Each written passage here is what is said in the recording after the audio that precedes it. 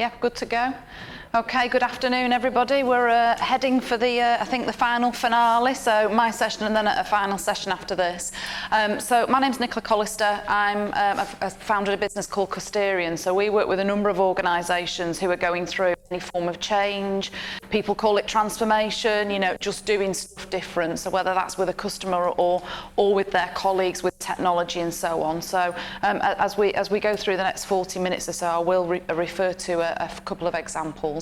But what I'm going to touch on really is probably leading on from what Maurice presented this morning, and then some of the things that Peter has just talked about now in terms of, the future is it that far away? We talk about 2020 vision, what's the vision of customer contact in the future? Actually, some of the things that almost Maurice presented this morning are happening now. So it's happening to us all. We're behaving in that way, and it's certainly happening to organisations, but we've got this huge lag between how enabled an organisation is versus how enabled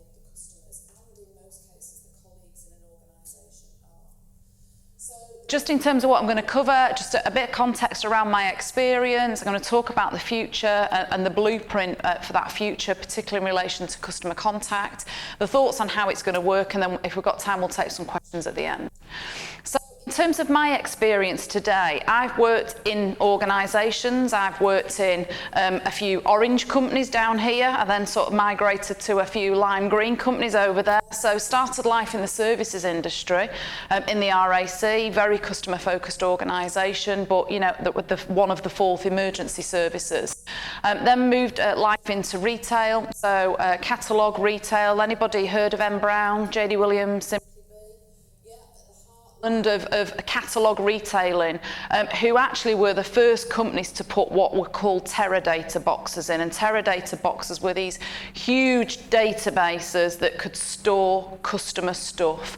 So we had more data about customers than we knew what to do with.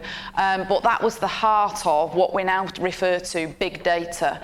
These guys, M Brown, Shop Direct Group, Littlewoods, Great Universal, these catalogue companies of the retailers actually started out in that world of big data.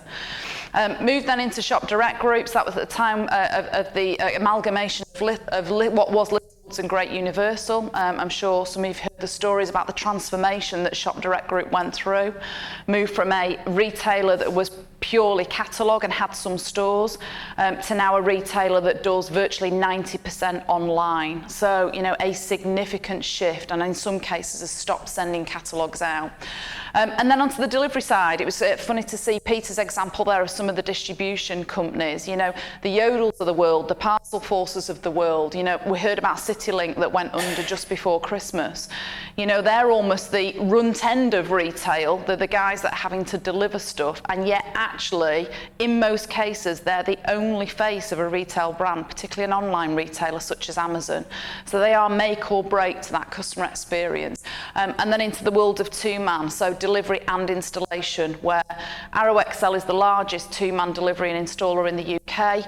And how I used to describe it to people is they're spending 2.5 hours in your wife's bedroom, because they're installing TV beds for Dreams, which take 2.5 hours to install. They're installing washing machines, they're installing and they're warehousing it and they're delivering it. So lots of different organisations. We work with lots of different organisations now, such as utilities, gas distribution, again.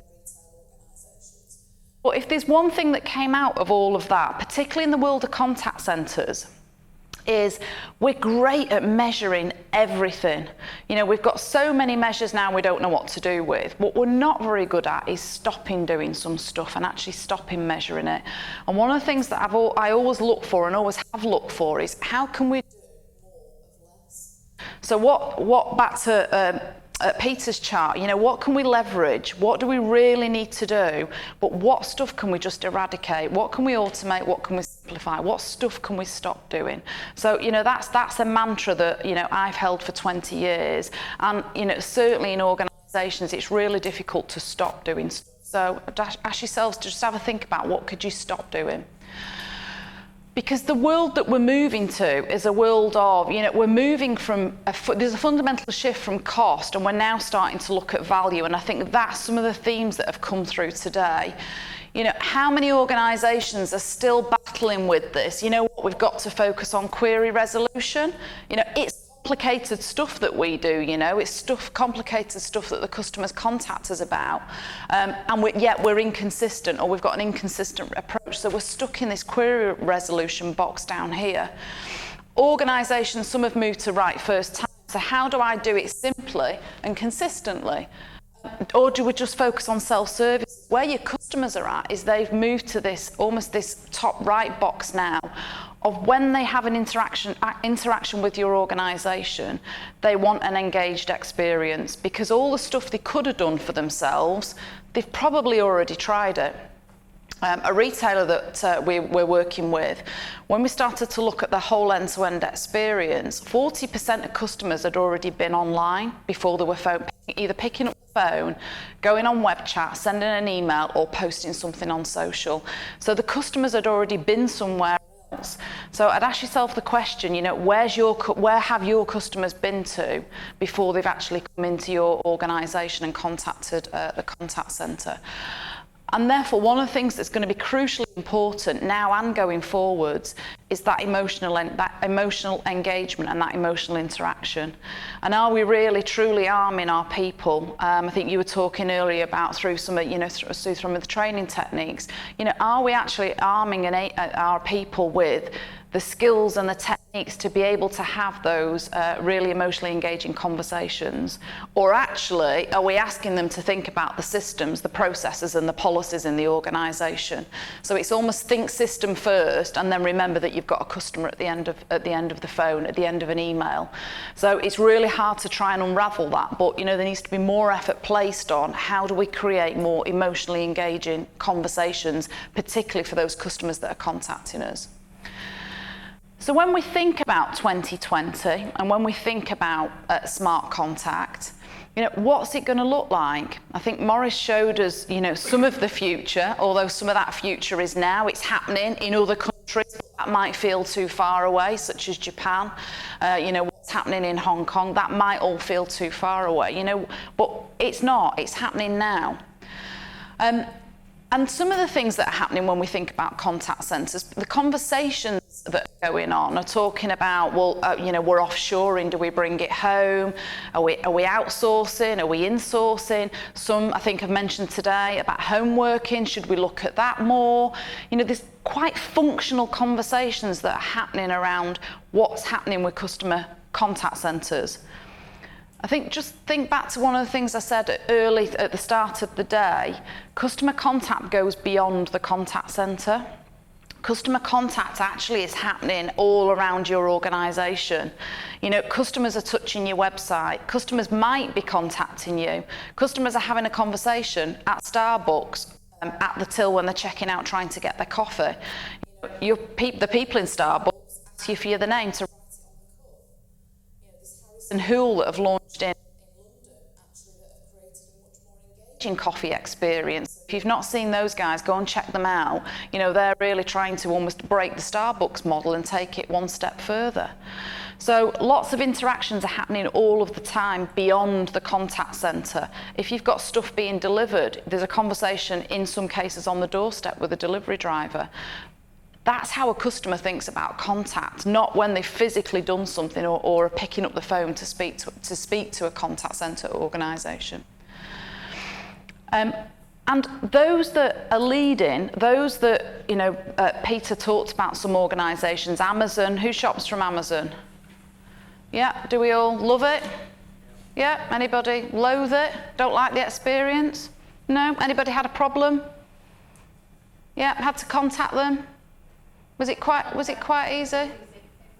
It was easy, simple. Now, yeah. So, you know, actually they've got better at that stuff. You know, they're really good at trying to prevent the problems happening in the first place. The best service is no service. They've got a lot better at when you then contact them. Has anybody tried their video chat? Yeah. Yeah, fantastic. So again, you're actually having a FaceTime chat, a video chat with a contact centre operative who is there listening to maybe the problem that you've got with your Kindle or something on Love Films that's not quite working.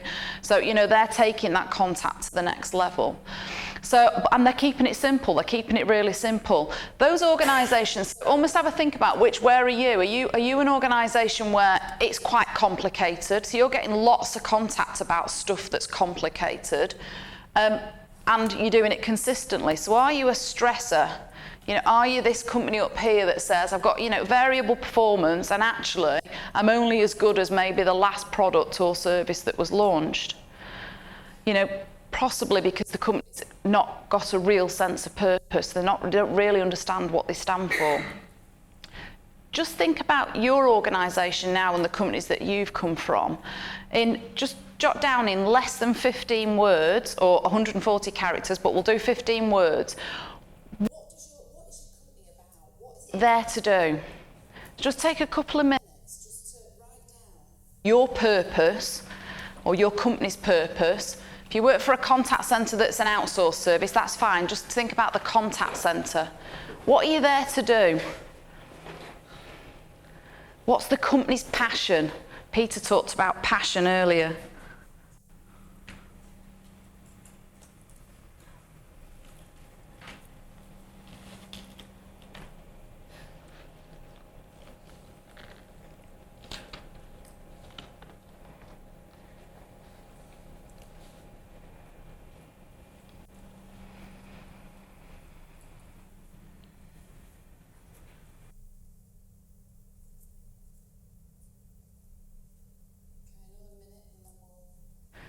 I'll ask a couple of you to share your company's purpose. Any volunteers? Lady here, sorry. Provide the best customer experience and to make every journey better. To provide the best customer experience and make every journey better. Anybody guess which organisation that is? No, you are? Heathrow. Heathrow Airport. Anybody travel through Heathrow? Yeah? Yeah? And did it meet that promise, that purpose? Sometimes. Sometimes, okay. But we're working really hard to make that experience better. Over here? Yeah. Any other volunteers? Lady there? We want people to enjoy great food at great value. Oh, people to enjoy great food at great value. And you are? Greg's. Love your TV programme. Everybody loves Greg's sausage rolls. And any others? I think there was a lady at the back there.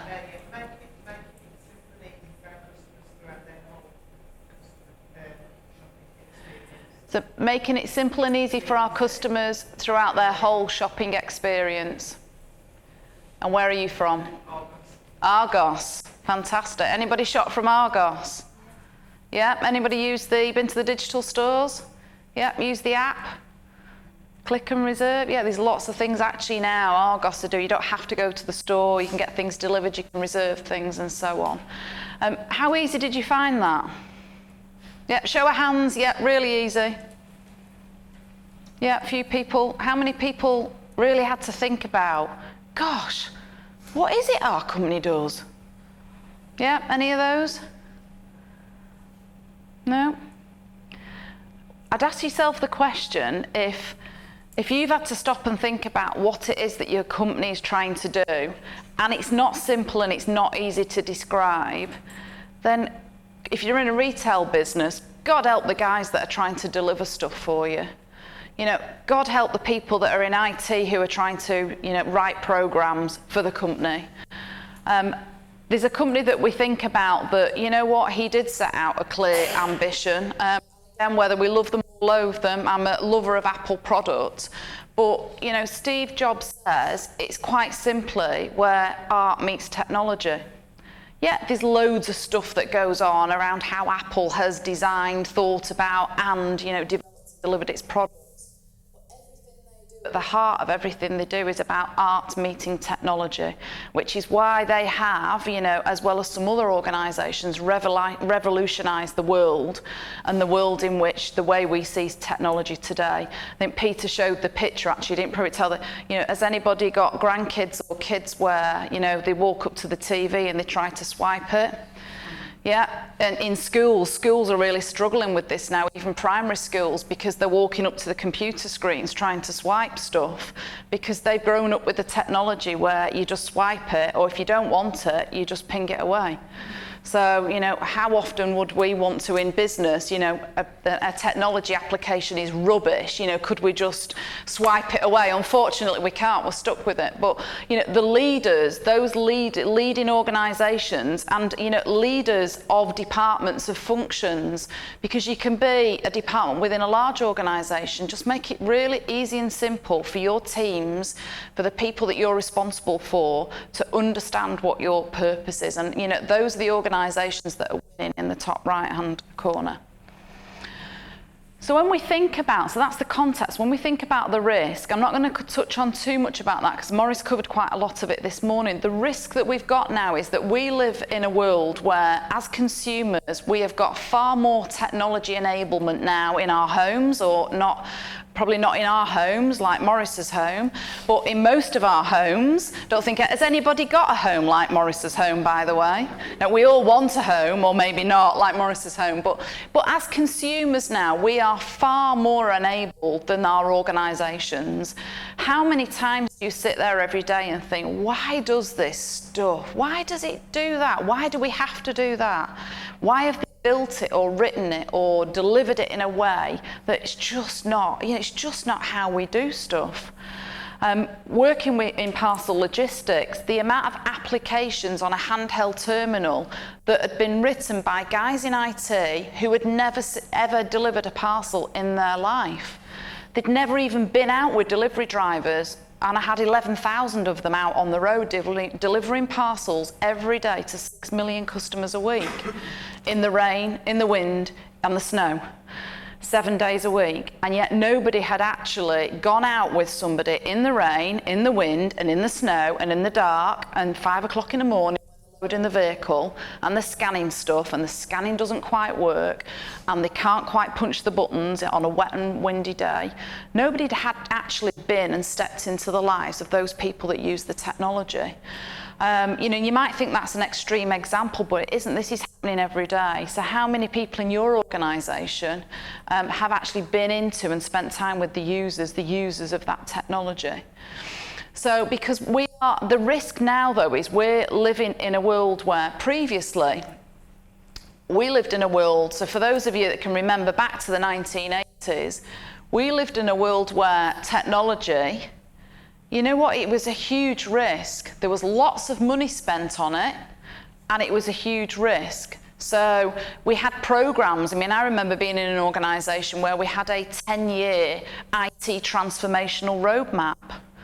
Does anybody work in an organisation now where you hear we've got a 3 or a 5-year transformational roadmap? Yeah.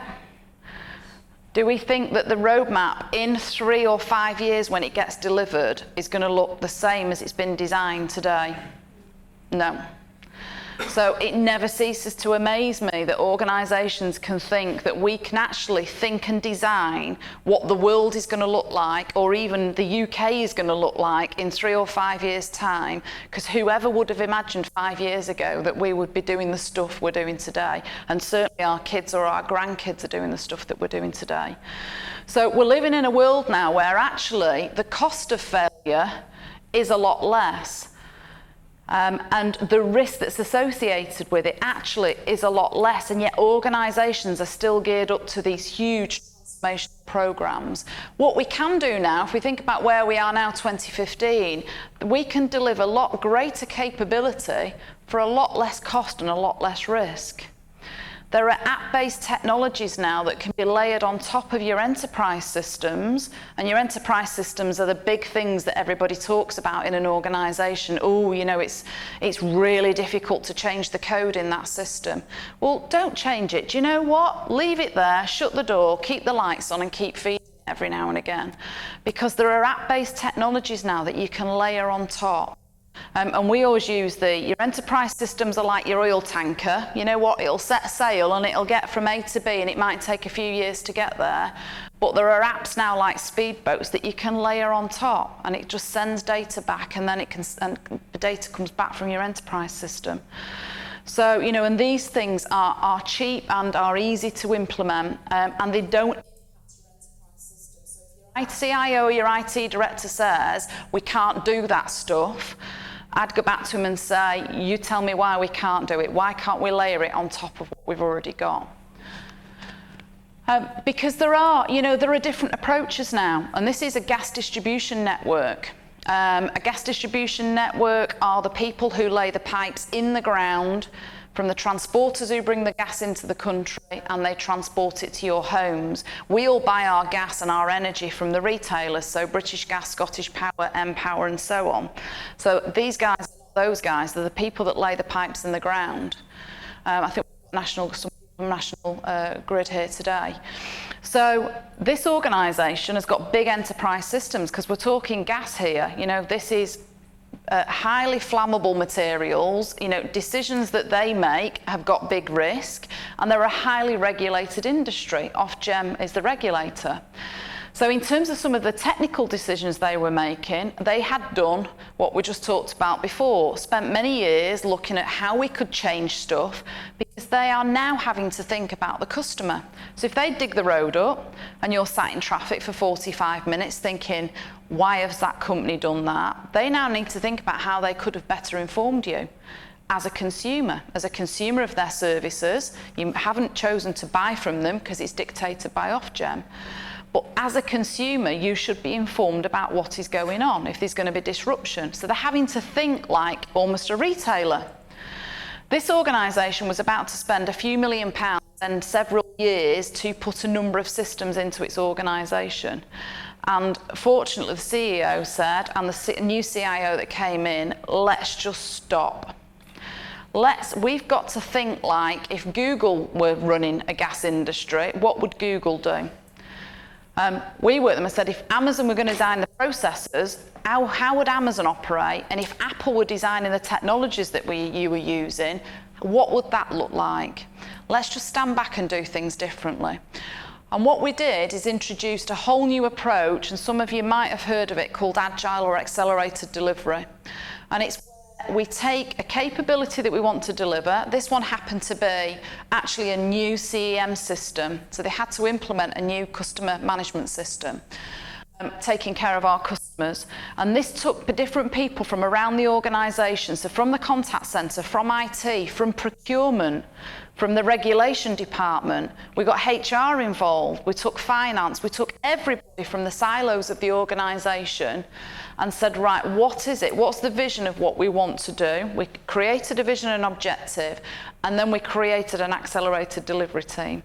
And this is all around, forget your PowerPoint slides, forget your big waterfall project charts. We now do this on a board with Post-it notes, with avatars. Mine was a Mulberry handbag, because I love handbags. With avatars, you know, with red dots if something's blocked, with green dots if something has met the time scale, i.e. timescales are in days and hours, not in weeks and months. This organisation that we work with actually developed a new CM system in 6 weeks. So we had a new system live with the contact centre advisors involved and engineers involved in it, because the next iteration that's just gone live is a new app that's been rolled out to the 1,600 engineers. So, and this is about failing fast and iterating and moving on, right, what's the next thing, what's the next sprint that we're going to do? But the point of this is that everybody who needed to be involved in it, i.e. procurement are usually another blocker in an organisation. IT get blamed for loads of stuff, and sometimes it's stuff that they were at fault for. Procurement is usually a blocker, but everybody's actually involved in it. So now there are no blocks, everything gets unblocked within a matter of a day. So if you've not heard about that, go and check it out. And you know, it's a real way now of starting to change things fast within your organisation. Because we're living in an app-based world. If we don't like an app that we've got on our phone or an iPad now, we get rid of it. and we get another one for £1.99. So it's not quite £1.99, but it was certainly less than 50 grand. So it wasn't the millions that we're going to spend. And as consumers, I mean, we've talked about the consumptive power quite a lot as we've gone throughout today. You know, as consumers, you know, we're all consumers of something. And often we forget about the fact that our colleagues are our consumers. You know, your colleagues are usually the ones also that are buying your services and your products from you. And the consumptive power is shifting. How often, I think Peter referred to, how often in an organisation do you actually get your end users involved in an application, a service, a policy? It might need to be a new letter that goes out. Actually, you know what, get the consumers involved in that, but also, you know, get your colleagues involved in that. Because ultimately, we're living in a world now where, you know, we're trying to emotionally engage. And our behaviours are, we identify something, we consume it and we discard it. You know, who's got daughters or sons who, as I say, they download games, don't like it after a day or so, we just get rid of it. Yeah, this is the world now that we're living in. And actually, it's not just our sons and daughters, it's happening for some of the older generation. I've got a 70-year-old auntie who used to phone me, who now doesn't phone. She sends me a message on Facebook DM, but she thinks she's WhatsApp me, because then she sends me a message on WhatsApp saying, why didn't you respond to the Facebook message? It's probably because I'm in a conference today and I've not sat there, you know, constantly obsessed with my phone sending messages back. Well, 70-year-old auntie who used to phone and speak to me. She doesn't do, well, she does occasionally, but now actually she's sending me messages via you know, social media channels. So it isn't just happening for the younger generation. Actually, we're all getting consumed by this stuff.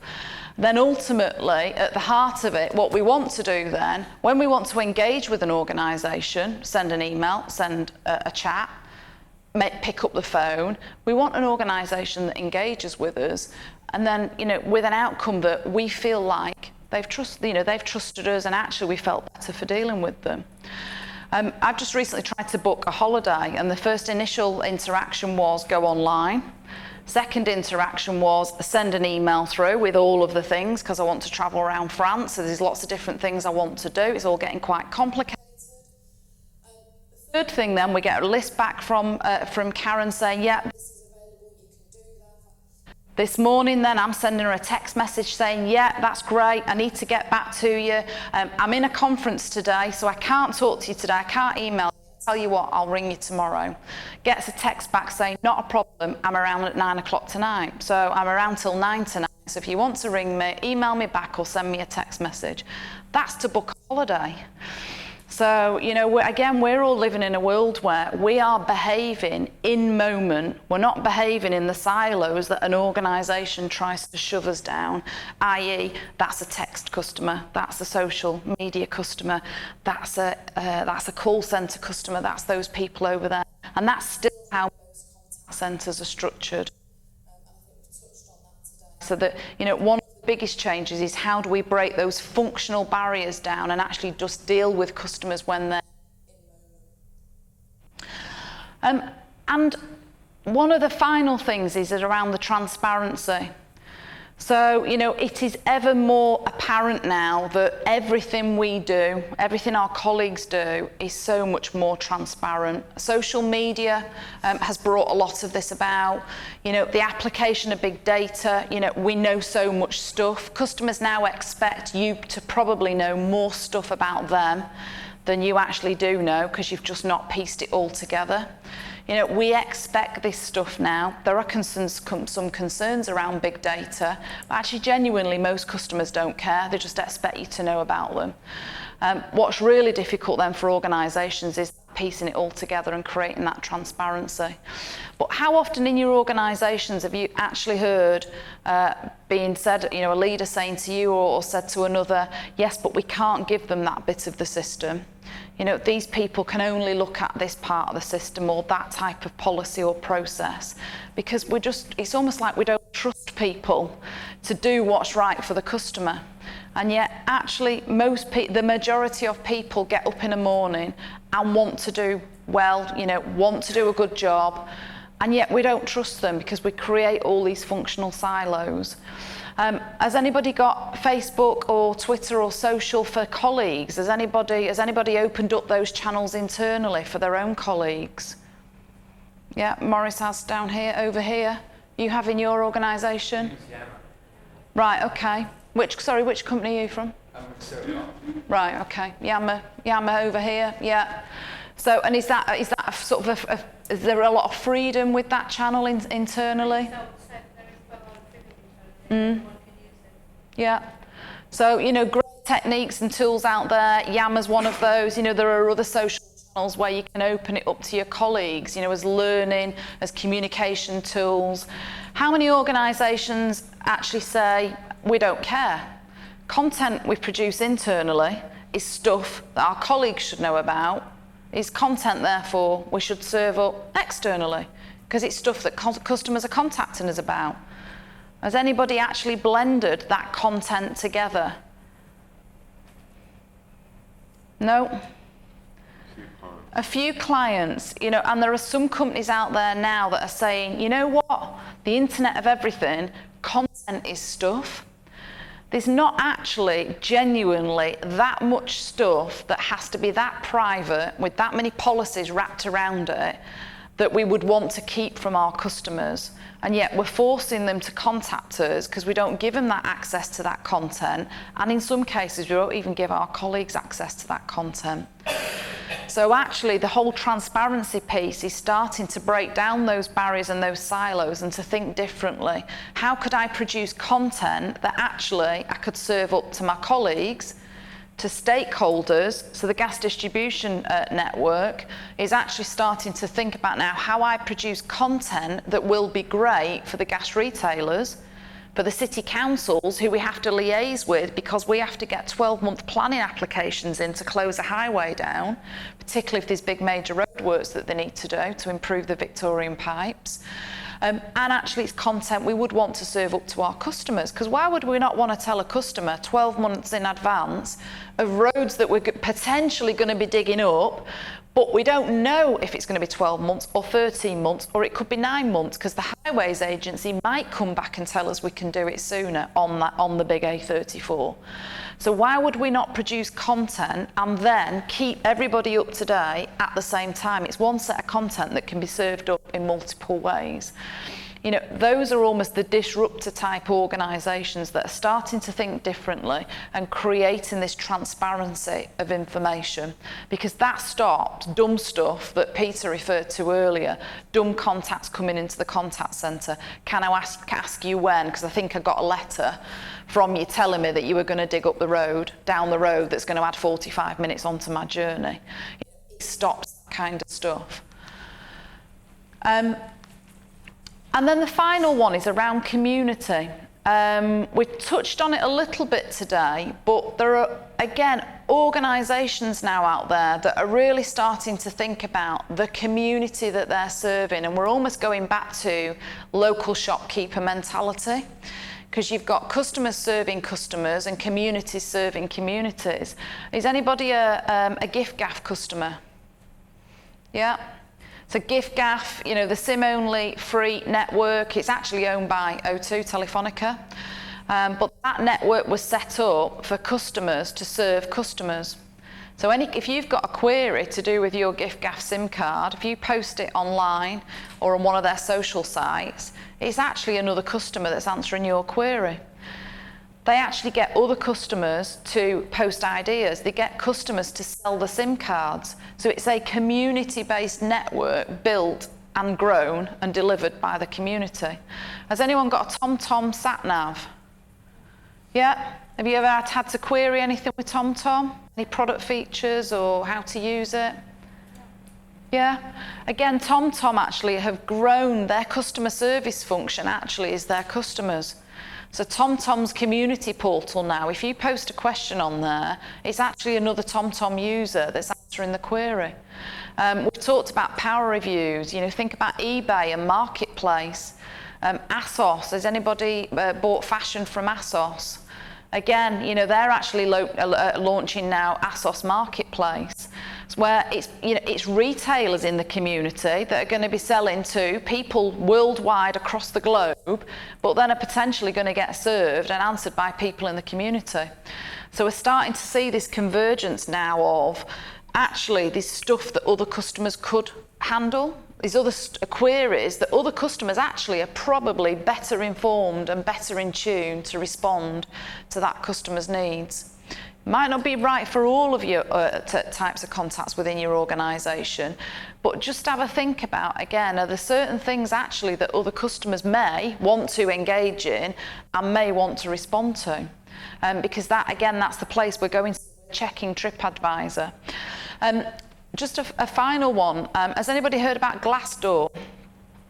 So as a colleague now, and this is the new probably the new generation of worker that's coming through, check out Glassdoor. So this is the TripAdvisor of work. So anybody can post what it's like to work at their organisation. They can post star ratings about the boss. Check out and see if you're on there. I did. But Glassdoor was launched last year and again is growing momentum. There are some fabulous comments on this. If you take a look at Unilever and the chief exec of Unilever, actually, you know, most colleagues who have either worked at Unilever, still work at Unilever, or have left. You know, there are some glowing comments and tributes to the leader of Unilever. But equally, there are some quite scathing comments on there. What's interesting though, if you speak to a 20-something that's come out of university and say, so which company are you going to go and work at? They're probably more likely to, and a good friend of mine's daughter actually said, you know, I checked out Glassdoor to see what other people were saying about that company. So it's already starting to happen. What we used to experience, or 10 years ago, we started to rate customer service and our customer experience. You know, we can tell companies everything now through pop-up surveys, through Trustpilot, through FIFO.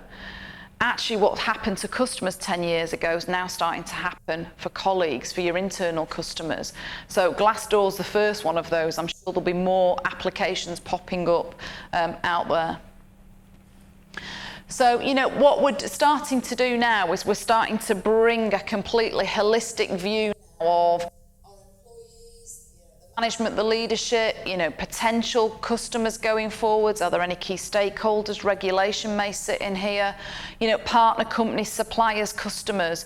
We're moving to a world where we won't operate in functional silos anymore. We're moving to a world where all of this is starting to converge together, because technology is no longer the barrier. It's now the enabler to helping us do that through digital services. So those are just some of the key points that I wanted to highlight and share with you today. Hopefully it does flow on from some of the other presentations that you've seen. You know, Smart Contact is here. Smart Contact is coming. You know, the whole collaboration community, your colleagues rating you, rating your company, rating you as a leader, all of these things are actually happening today.